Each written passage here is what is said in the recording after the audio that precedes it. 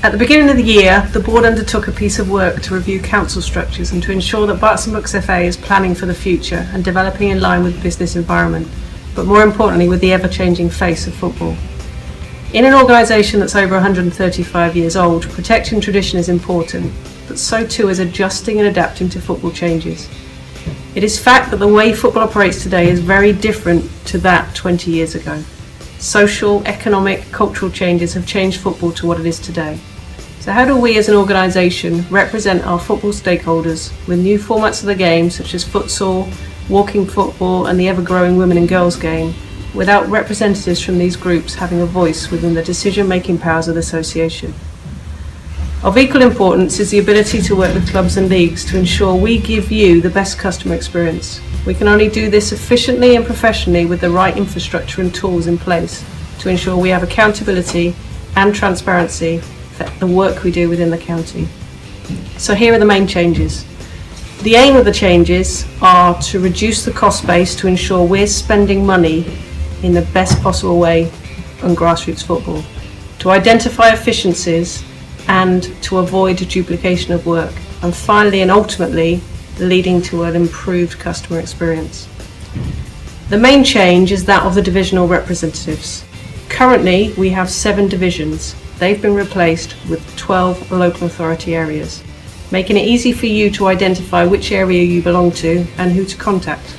Our council of 21 elected representatives will grow to accommodate a minimum of 2 elected representatives elected by you in each local authority area.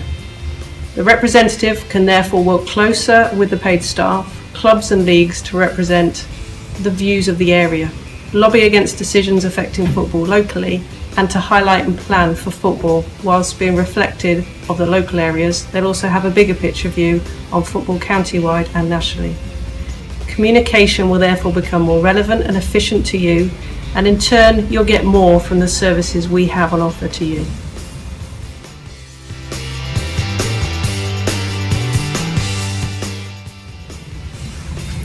The second change is the employment of a competitions coordinator.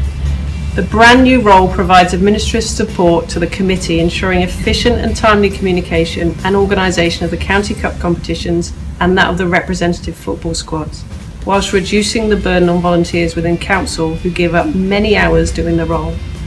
I'd like to take this opportunity to thank Richard Lipscomb, Peter Hitt and Trevor Quenault for their service over the last 10+ years, for their dedication and commitment to making the county cup competitions what they are today. All 3 will remain on council and we look forward to continuing to work with them.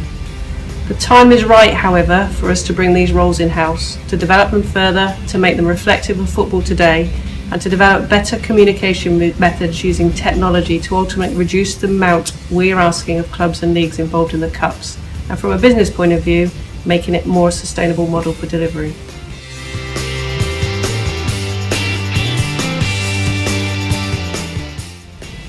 The final area of change is that of the committee structure. Now, my earlier point about representation is key here.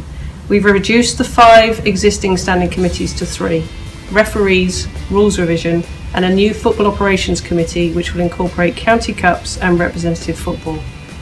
The key to representation, however, is the external groups that we've added to the structure. We have local football partnerships already in existence based on local authority areas, with more to follow. These groups have representatives from the local community involved to be a voice of local football and to discuss an action plan for issues that are arising in a locality, ultimately protecting, supporting and leading football in a local authority area.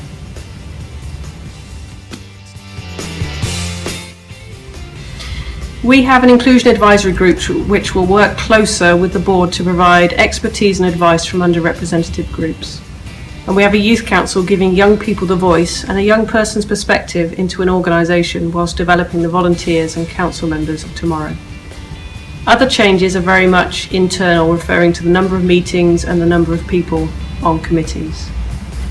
I hope you've found these changes of interest. I understand the rationale behind the change. The organisation is changing, and so too is the environment in which we operate. These changes have all been made in the interests of football in the county. If you have any questions, please do not hesitate to get in touch. Many thanks for listening.